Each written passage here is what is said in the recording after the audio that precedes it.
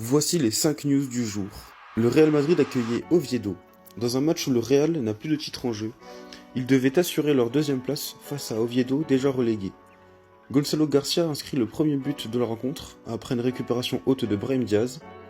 Le deuxième but sera inscrit par Bellingham à la 79e minute sur une passe de Mbappé en une touche.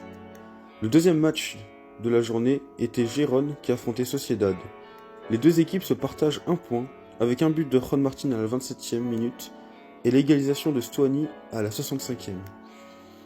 Gérone a encore besoin de points pour assurer son maintien et Sociedad est assuré de rester en Liga. Le troisième match de Liga était Valence qui affrontait Rayo.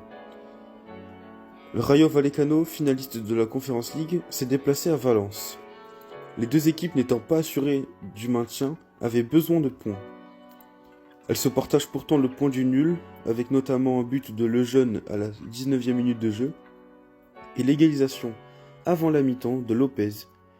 Un partout, score final. Concernant le tennis, à Rome, après 5 victoires en Masters 1000 de suite, Sinner continue de foncer vers un record de victoires, avec 32 succès consécutifs jusque-là détenus par Djokovic, avec 31 succès de suite, obtenus, lui, en 2011.